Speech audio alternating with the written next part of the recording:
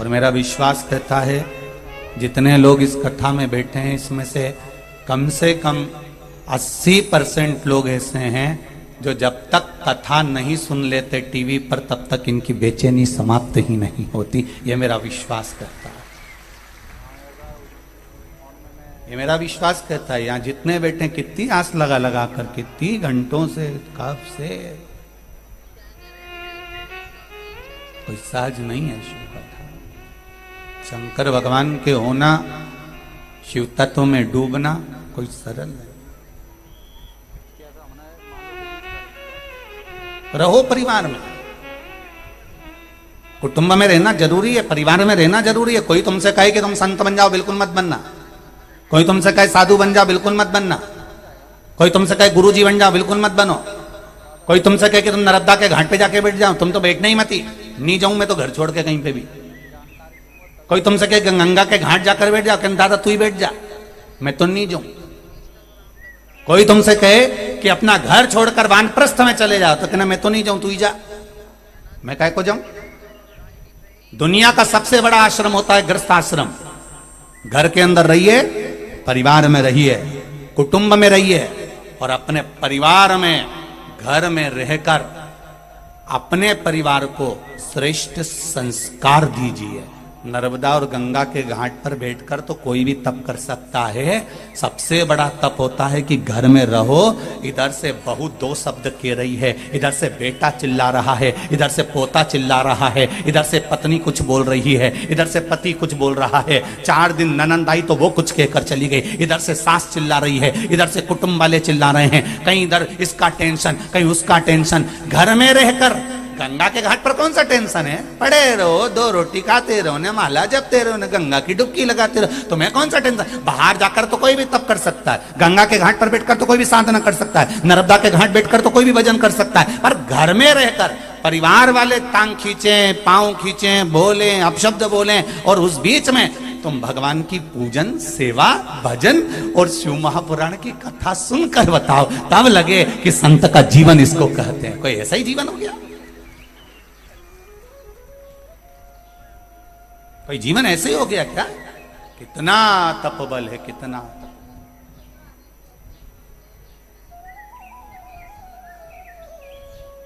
कितना तपबल, बहुत कठिन, बहुत कठिन।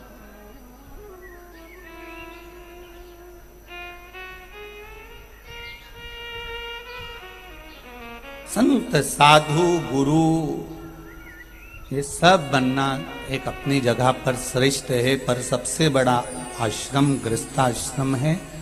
परिवार में रहिए, कुटुंब में रहिए, और अपने परिवार को संस्कारवान बनाने का प्रयास करिए।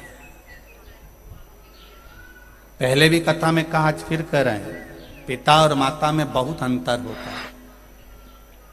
पिता का काम है आपको अच्छी शिक्षा देना, पिता का काम है आपके लिए कपड़ों की व्यवस्था करना, पिता का काम है आपके लिए कमाकर जायदाद बनाना, पिता का काम है आपको अच्छा खिलाना, अच्छा पहनाना, अच्छा देना, अच्छी शिक्षा देना, विद्या प्रदान कराना, यह पिता का काम है। और पिता से बढ़कर मां का काम सबसे ज्यादा होता है कि अपने बच्चों को संस्कारवान बनाना। बच्चे कहीं लाइन से भटक तो नहीं रहे, कहीं लाइन से जा तो नहीं रहे।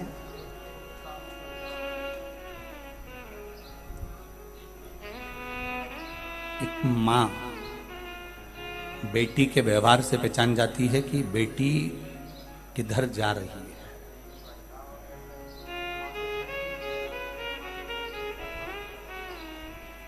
पर मां अगर नजरअंदाज कर दे तो बेटी भी सोचती है मेरी मां कुछ नहीं बोल रही है।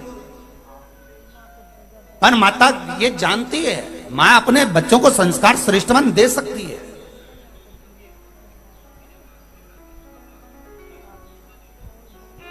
वो समझा सकती है, वो कह सकती है। जब जब बेटा और बेटी में अभिमान आए, अहंकार आए, तो माँ एक सामने खड़ी होकर कह दे कि अभिमान किस चीज का कर रहे हो? तुम्हारे पिता के पास में जायदाद है तो गाड़ी का अहंकार कर रहे हो? मां अपने संबोधन में कह देती है, टेंशन मत लेना, 25 लाख की गाड़ी में घूमने वाला भी एक दिन 25 रुपए के लोटे में भराकर हरिद्वार पहुंच जाता है और 25 लाख की गाड़ी घर में पड़ी रह जाती है।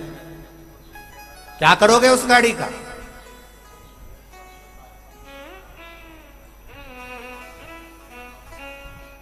धन दौलत संपदा से बच्चों को समझाओ। हम कई बार कहते हैं अपने बेटों को तुम पिंजरे का शेर मत बनाना, जंगल का शेर बनाना। पिंजरे का शेर बनाने का प्रयास मत करो बच्चों को।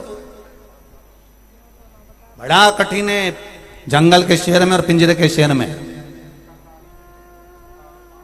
बच्चों को कह दिया अपने यहां पर इतना धन है, मेरे पास में बहुत प्रॉपर्टी है, एक प्लाट वहां पड़ा हुआ है, एक प्लाट वहां पड़ा हुआ है। अपने बच्चों को बता दिया यहां प्लाट, वहां प्लाट, यहां मकान, वहां दुकान, ये है, धन है, बैंक में पैसा पड़ा है, इतना रुपया पड़ा है, उससे 5 लाख लेना है, उससे 2 लाख लेना है, उससे 4 लाख लेना है। ये अपने बेटों को क्यों बता रहे हो? अपने बच्चों को क्यों बता रहे हो?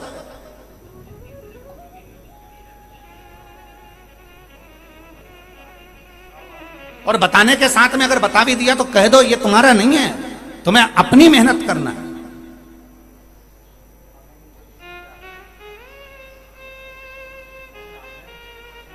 सर्कस में शेर आते थे। जब सर्कस में शेर आए तो गवर्नमेंट ने ध्यान दिया, और गवर्नमेंट ने ध्यान दिया तो वन विभाग वालों ने ध्यान देकर कहा कि ये सर्कस में शेर में नहीं आना चाहिए, पशु पक्षी बिल्कुल नहीं होना चाहिए, सारे शेर हटाओ। तो जंगल के जितने शेर थे उन सारे शेरों को सर्कस वालों से छुड़ाकर जंगल में छोड़ा गया। जब जंगल में शेरों को छोड़ा गया, 5 शेर जंगल में जब छोड़े गए, इन 5 शेर को छोड़ा और एक एक शेर का शिकार जंगल में रहने वाले जंगली कुत्तों ने कर लिया। एक एक शेर को 6-6, 7-7 कुत्तों ने घेरा और उस शेर को मार दिया। जब खबर मिली वन विभाग वालों को तो वन विभाग वालों ने पता करा कि यहाँ शेर थे। वो कहां गए? तो कहा उनको तो कुत्ते मार दिए, शेर को कुत्तों ने मार दिया। हाँ,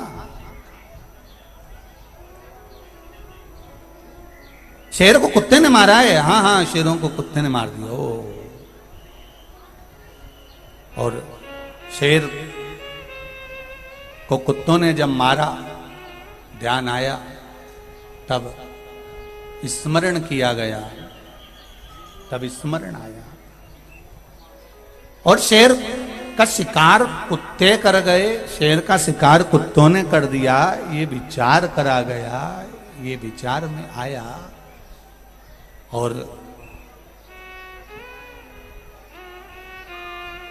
शंभु शरणे पड़ी मांगू घड़ी घड़ी दुख काटू दया करी ने दर्शन आपू। शंभु शरणे पड़ी मांगू घड़ी रे घड़ी दुख काटू दया करी ने दर्शन आपू। विचार किया कि ये शिकार कुत्तों ने कर दिया। हाँ सा, तो का कैसे? तो मालूम पड़ा कि जो शेर जंगल का था उसको पिंजरे में रख दिया गया था और पिंजरे में रहते रहते उसको पिंजरे में खाने की आदत पड़ गई थी, पिंजरे में रहने की आदत पड़ गई थी। वो शिकार करना भूल गया।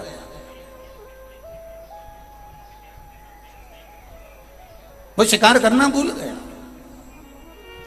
इसलिए कुत्तों ने उसका शिकार कर लिया। शिव महापुराण की कथा कहती हम अपने बच्चों को पिंजरे का शेर ना बनाएं।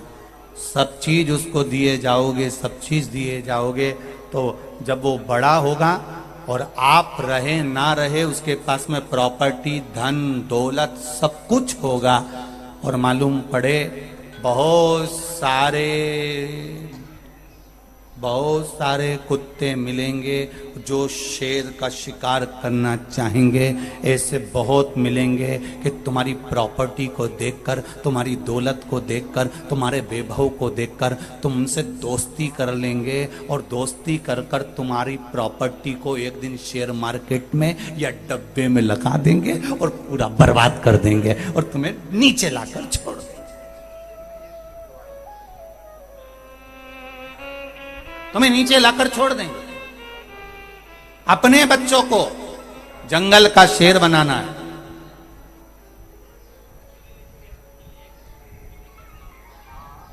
अपने बच्चों को फिर श्रेष्ठ बनाने का प्रयास करना। हम क्या दे रहे हैं अपने बच्चों को? केवल भय दे रहे हैं। हम अपने बच्चों को क्या दे रहे हैं? केवल भय। वहां मत जाना। क्यों गया उनके बीच में? क्यों गया वहां पर?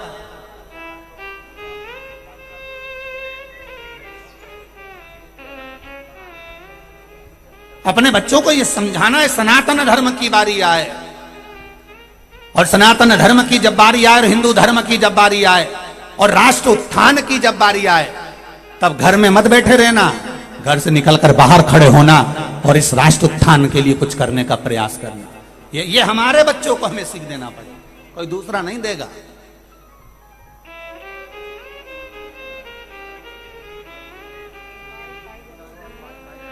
चंदन है इस देश की माटी, तपोभूमि हर ग्राम है, हर बाला देवी की प्रतिमा, बच्चा बच्चा राम है।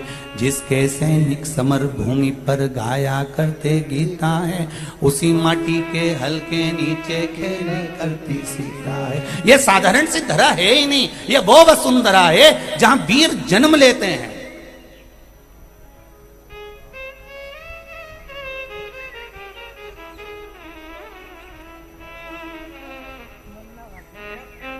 एक शब्द भेदी बाण दशरथ जी ने चलाया था, एक शब्द भेदी बाण अर्जुन ने भी चलाया था। और लोग सोचे कि अब शब्द भेदी बाण कलयुग में होगा नहीं, तो एक शब्द भेदी बाण पृथ्वीराज चौहान ने भी चलाया था, वो भी नहीं चुका था। कहने वाले ने तो केवल कह दिया था इतने गज पर है सुल्तान और तैयार हो जा पृथ्वीराज चौहान, और उस समय वो तैयार हो गए। एक शब्द वेदीबाण। लोग कहे कि कलयुग में शब्द वेदीबाण आ सकता है, क्यों नहीं होगा? आप अपने शब्दों का वो बाण चला सकते हो। आपके शब्द बड़े विचित्र हैं, इन शब्दों के बल पर आप वीर से वीर को शून्य कर सकते हो, और इन शब्दों के बल पर एक शून्य को भी वीर के पथ पर लाकर बिठा सकते हो। ये शब्द कोई साधारण नहीं हो सकते। उस समय बाण चलता था, इस समय शब्द चलते। उसको पहचाना जाए, जाना जाए। ब्रह्मा जी के मन में संशय हुआ, उन्होंने अपने पिता भगवान विष्णु से कहा। विष्णु जी ने कहा क्या बात है ब्रह्मदेव? ब्रह्मा जी कहते हैं आपके पिता कौन है, हमें जानना है, हमें पहचानना है। आपके पिता कौन है?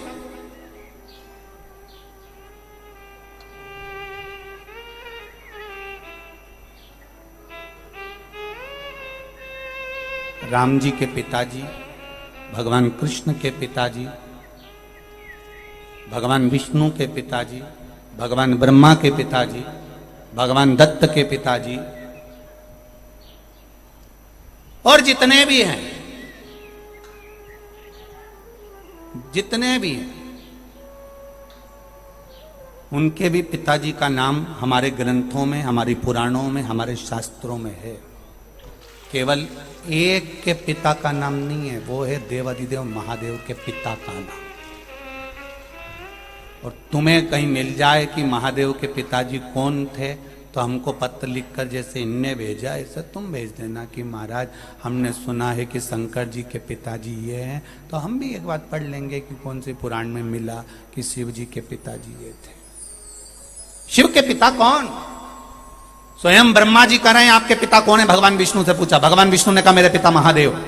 महादेव के पिता कौन है? तो भगवान विष्णु भी उस समय पर मौन होकर कहते हैं जो सृष्टि का पालन करता होता है, सृष्टि का संचार करता होता है, सृष्टि का संहार करता होता है। ब्रह्मा जी आपको संचार की व्यवस्था दी है, विष्णु भगवान कहते हैं मुझे संचार की व्यवस्था दी है, शंकर भगवान को संहार की व्यवस्था दी है। पर यह मत सोचना कि शिव जी के पास केवल संहार है, शंकर भगवान के पास में संचार भी है, संहार भी है, सब कुछ मेरे देवादिदेव महादेव के पास में है। अगर एक रोग भी तुम्हारे शरीर में आ गया, आपने अगर शंकर जी की भक्ति श्रेष्ठता में करी है, तो निश्चित है वो रोग भी आपका कुछ नहीं बिगाड़ सकता, उसको समाप्त होना पड़ेगा। अकाल मृत्यु वो मरे जो काम करे चंडाल का, काल उसका क्या बिगाड़े जो भक्त हो मां काल का। जो शिव का उपासक है वो सम्मुख में आकर खड़ा तो होए।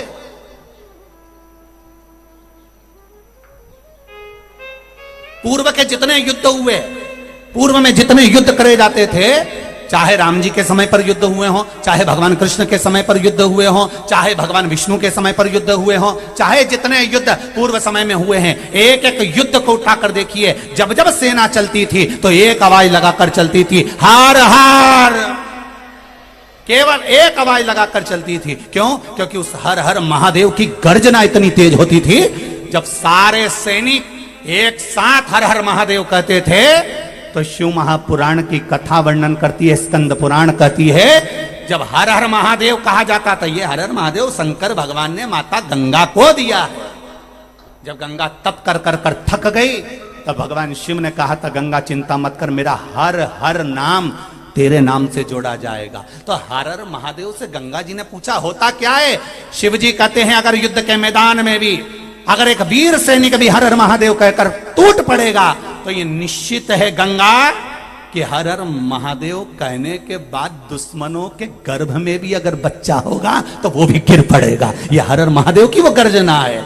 जब दुश्मनों के गर्भ का बच्चा भी हर हर महादेव से गिर सकता है, तो तुम्हारे भीतर जो पाप, काम, लोभ, आसक्ति, वासना, तृष्णा जो भरी हुई है, वो क्या समाप्त नहीं हो सकती? जो रोग अंदर समाते जा रहा है, किसी का किडनी गड़बड़ हो गया, किसी का लीवर गड़बड़ हो गया, किसी को कैंसर हो गया, किसी का शुगर हो गया, किसी का बीपी हो गया, ये आया कहां से है? ये बीपी शुगर कहां था?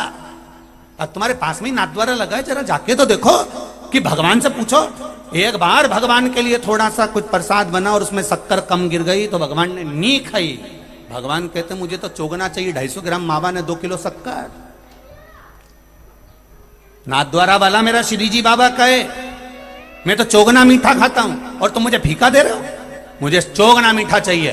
तो तुम तो मंदसौर के निवासी हो, इधर सांवरिया सेठ, नाथद्वारा, चार भुजा जी, सब तुम्हारे पास में जितना देवता आजू बाजू बैठा है सब खाया पिया। सारी दुनिया के शिवलिंग देख लो और मंदसौर का शिवलिंग देख लो। भगवान मंदसौर का पशुपति नाथ भी कह रहा है अच्छे जाड़े तगड़े रहे और जोरदार रहे, उसमें क्या दिक्कत है? टेंशन लेकर मत जियो। महादेव भी कह रहा है कि देखो मैं टेंशन में नहीं बैठा, बड़ी मस्ती में बैठा हूँ। 4 मुद्रा वो अपनी दर्शन देते हैं, बचपन की अलग, जवानी की अलग, अधेड़ी की अलग, बुढ़ापे की अलग। उनने पूरी मुद्राओं का दर्शन देते देते भी सब सीख दे दी तुमको पशुपति नाथ ने। जब बुढ़ापे की मुद्रा आई तो उनका चेहरा यहाँ से उठ गया, ऐसा लग रहा था कि मुंडा का सारे दांत चले गए और चेहरा थोड़ा सा झुक गया, बड़ा हो गया। तो तुम्हें एक एक मुद्रा का दर्शन तो करो। वो अपने को सीख दे रहा है, इधर सांवरिया सेठ सीख दे रहा है, उधर बैठे हुए नरसिंह भगवान श्री जी बाबा सीख दे रहे हैं। हर तरह का सीख।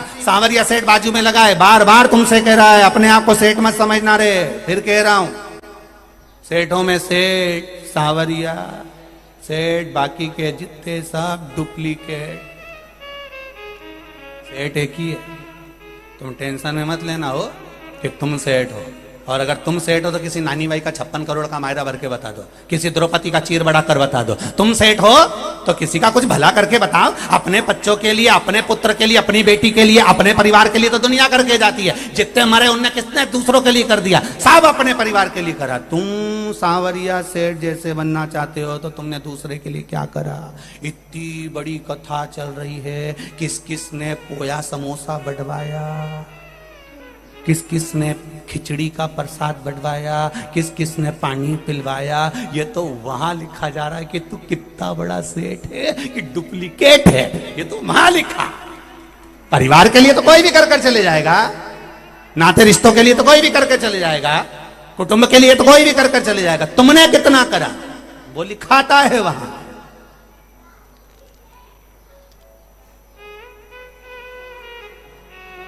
दो कदम चलना है तो भी विचार करना है। देखिए, हम समिति वालों से एक बात कह दे रहे हैं, हम डोनेशन जब देंगे जब हमारी गाड़ी बिल्कुल पास में लगाना, बिल्कुल पीछे जहां पास से रास्ता हो हम वहीं से आएंगे, हमारी गाड़ी दूर नहीं होना चाहिए। तो उन्होंने कहा साहब ठीक है, आप दे तो दो, हम तुम्हारी गाड़ी पास में लगा देंगे। तुमने यहाँ तो गाड़ी पास लगा ली पर वहां दूर हो गई, वहां दूर। ये भगवान से कहा अंत समय में, प्रभु मैंने तो गाड़ी पास लगाई थी। भगवान बोले गाड़ी लगाने से क्या होता है, कथा में दिल कितना लगाया, कथा में दिल कितना लगाया। गाड़ी लगाने से कुछ नहीं होता, दिल लगाना पड़ता है, चित्त लगाना पड़ता है, वृत्ति लगाना पड़ती है, मन लगाना पड़ता है। आ तो गए, बहुत लोग आए, ढेर पड़े वहां तक, पीछे तक तुम अंदाजा लगा कर देखो कि जो टेंट लगाया था वो भी भरा पड़ा, उसके पीछे गाड़ियां खड़ी हैं, टैंकर खड़े, और जो फायर ब्रिगेड खड़ी है, एम्बुलेंस खड़ी है, उस पर लोग चढ़ चढ़ के बैठे। उसमें क्या दिक्कत है, आने का तो दुनिया आ जाती है, पर दिल कितना लगाया रे। इसीलिए तो भगवान भी पूछेगा तेरा क्या होगा रे कालिया, होगा क्या, मन कितना लगाया, चित्त कितना लगाया, वृत्ति कितनी लगाई। बैठे थे भगवान, हम तो कथा में जाके बैठे थे। भगवान बोले तुम कथा में बैठे थे तो मैं बैकुंठ में बैठा था, तो तुम हमारे लिए नहीं आओगे। भगवान के दिल लगाने वाली बात है। अगर दिल लग जाता है तो एक छोरा छोरी के मोबाइल का भी खर्चा उठा लेता है, दिल लगाने वाली बात है। एक छोरी और छोरे का दिल लग जाए ना, तो छोरी बस इतना कह दे मेरे पास बैलेंस नहीं था इसलिए मैंने मैसेज नहीं करा, मुझसे तो बोल अभी डलाऊं, 500 का एक ही बाहर में डला दिया ले। और फिर बोली मारा तो मोबाइल खो गया। अरे तुम्हारे साथ चल, ने उन्हें भुड़ भुड़ करी, खुद के पास में तो 15,000 का उसे दिलाया 30,000 का। जरा सा दिल लगा और तुम्हारा खर्चा पूरा वो छोरा उठाया। तो जरा सा दिल मेरे महादेव से लगा लो, तुम्हारी जिंदगी का खर्चा भी वही उठाए। लगाओ तो, दिल नहीं लगा पा।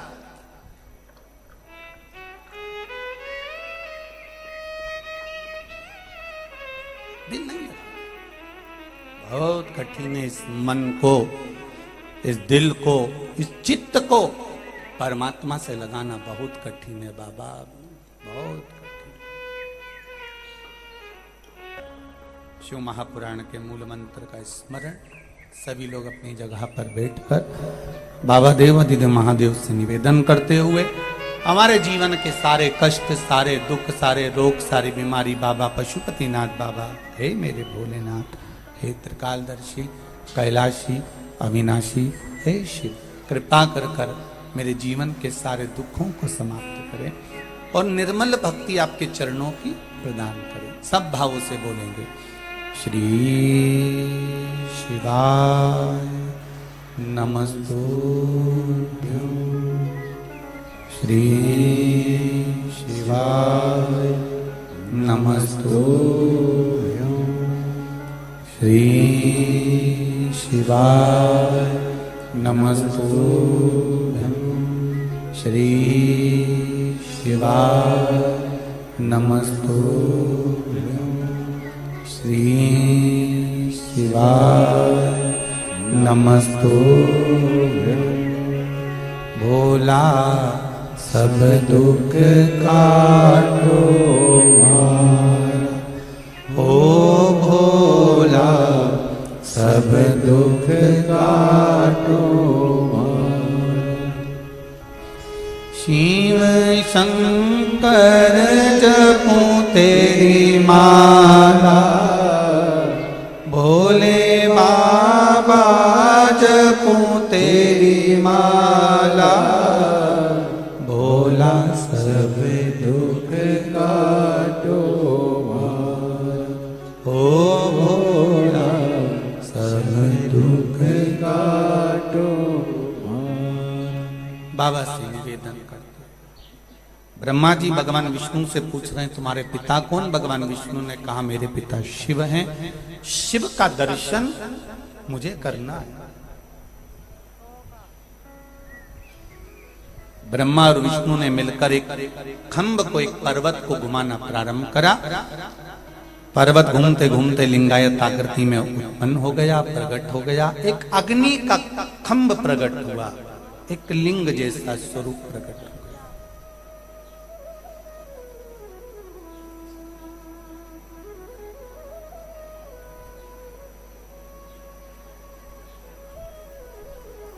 एक लिंगायत आकृति प्रकट हो गई।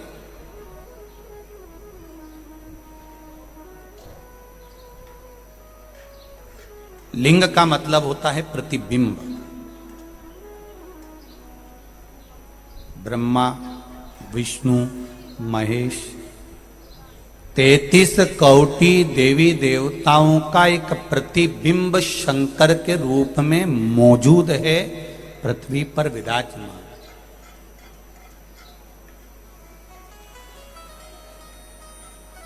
पृथ्वी पर विराजमान है आपका एक शिव के रूप में 33 कोटि देवताओं का प्रतिबिंब। पूरे विश्व की भूमि को, पूरे विश्व की भूमि को कहीं से भी खोद कर देख लेना, कोई देवी देवता मिले ना मिले, पर यह विश्वास है कि मेरा शंकर भगवान का शिवलिंग तो इस पृथ्वी के नीचे मिलता है, मिलेगा ही।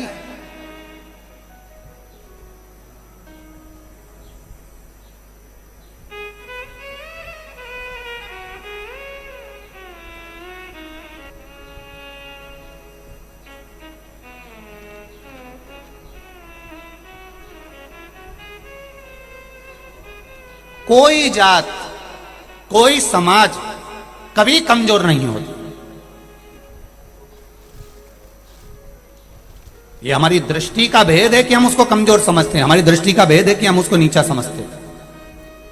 भगवान शंकर की दृष्टि में कोई कमजोर नहीं। सबसे पहले देवाधिदेव महादेव पशुपतिनाथ का दर्शन एक धोबी को हुआ, और धोबी ने देखा कि यहाँ पर कुछ प्रतिबिंब है, ऐसा लग रहा है कि ये मूर्ति जैसा। बेचारा वो सहज सरल, उसको क्या मालूम, वो तो अपनी मस्ती में कपड़ा धोता, अपना काम करता, उसको कोई मतलब नहीं।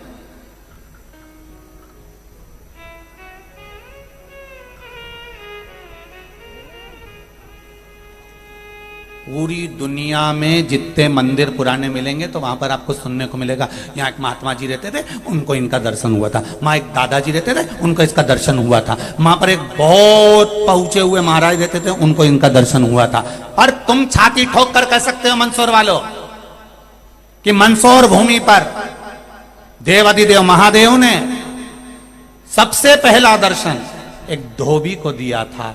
भगवान देवाधिदेव महादेव भी चाहते थे कि साथ जात जुड़ जाए मुझसे। भगवान देवाधिदेव महादेव कभी शिव जी के पास, सारे देवताओं के पास और महादेव के पास में अंतर क्या है? महादेव से पूछा, राम जी की शादी हुई, सारे देवता आए, भगवान कृष्ण की शादी हुई, सारे देवता आए, सारे देवों का विवाह हुआ, भगवान विष्णु की शादी हुई, सारे देवता आए, भगवान शंकर की शादी में देवता आए, पर शंकर भगवान से रहा नहीं गया। शिव जी ने कहा मैं तुम्हारे साथ जाके शादी नहीं कर सकता, मेरे को तो मेरे अपने वाले दिखेंगे तो आनंद है, आप लोगों जैसा नहीं है मेरा महादेव। आप लोग तो सोचते हो हमारा 4 दोस्त आ गया, हमसे हमारा बिजनेस पार्टनर आ गया, हमारी जिससे अच्छी बन रही वो आ गया, परिवार वाला भले चूल्हा में चले जाए, हमें कोई मतलब नहीं परिवार वालों से।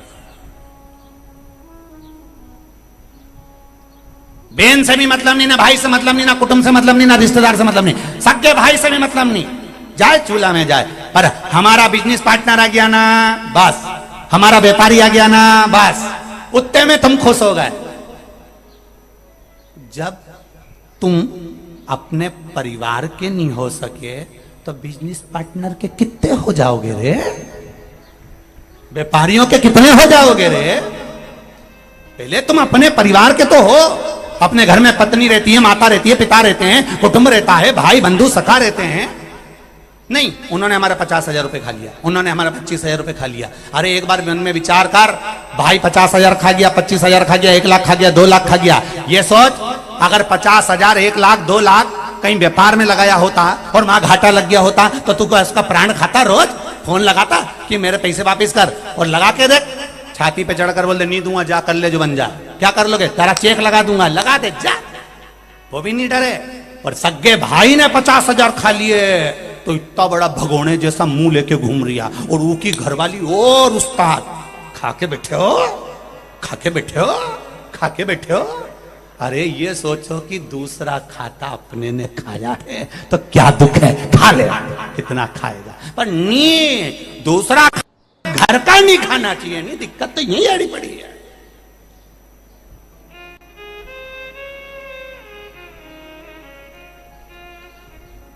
दूसरा खा ले तो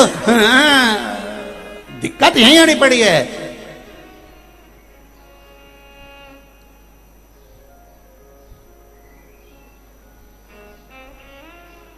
ये नीची जात का है, इसके साथ छोरी का ब्याह नहीं करूंगी। ये ऐसी जात का है, इसके साथ ब्याह नहीं करूंगी। और मालूम पड़े वो दूसरा